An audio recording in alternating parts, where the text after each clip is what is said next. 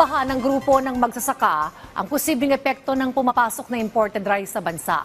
Baka raw kasi bumagsak ang presyo ng kanilang mga palay. Pero pagtitiyak ng National Food Authority, bibilhin nila sa makatwirang halaga ang kanilang ani. Si Clazel Pardilla sa report.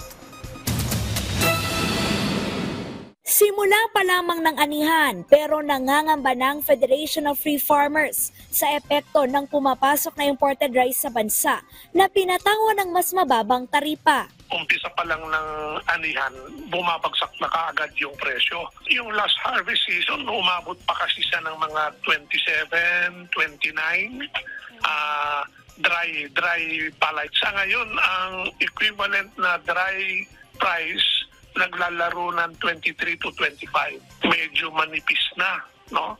Kasi nagtaasan yung mga inputs nila, yung abono, yung gasolina para sa irrigation. And then magre-recover pa lang sana sila sa El Nino. Mula Enero hanggang Setyembre ngayong taon, higit 3 milyong metriko toneladang imported rice na ang nakarating sa Pilipinas. Nasa 800,000 metriko tonelada rito ay nag-umpisang pumasok noong Hunyo, kung kailan inilabas ang executive order na nagbabawas sa taripa sa inaangkat na bigas. Kung magtutuloy-tuloy ito at sasalubong sa peak o bugso ng anihan, babala ng grupo. October, November, dahil yan yung main harvest period. Kung ang dami-dami nang inaani locally, sabayan mo pa ng murang imports dahil binabaan mo yung tariff, ang resulta niyan, oversupply. No? Sobra-sobra ang supply sa merkado, babagsak pa lalo ang presyo ng palay. Ibalik nila yung tarifa sa 35%. Kasi hindi mo na kailangan na magpapasok pa ng imports at that time dahil napakaraming inaani. Subject naman talaga sa discussion at si Secretary mismo yung nag-recommend na there will be kumaga magkaroon ng periodic review which is every 4 months during the implementation ng EO 62.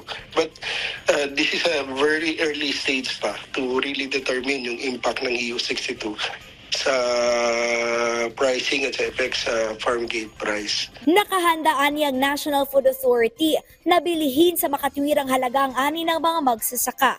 May 11 bilyong pisong pondo pa ang ahensya na sasapat para makabili ng higit 7 milyong sako ng palay sa huling quarter ng 2024. Pahihiramin din ng NFA ng drying equipment ang mga magsasaka para mapataas ang halaga ng kanilang ani. I think yung National Food Authority naman has been consistent, no, in saying that we will support the farmers, no.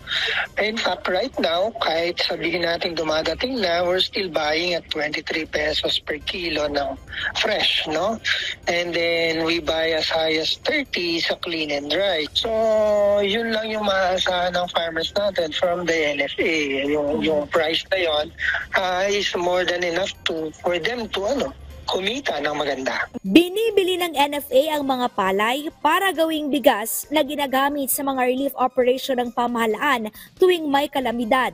Una nang sinabi ng Agriculture Department na may 2 milyong sako ng bigas na nakaimbak sa mga bodega ng NFA sa iba't ibang lugar sa bansa. Bahagi ito ng paghahanda ng administrasyon ni Pangulong Ferdinand R. Marcos Jr. sa mga posibleng epekto ng La Nina. Nais kasi ng pamahalaan na matiyak na may sapat na supply ng bigas sa panahon ng emergency o kalamidad. Clazel Pardilla para sa Pambansang TV sa Bagong Pilipinas.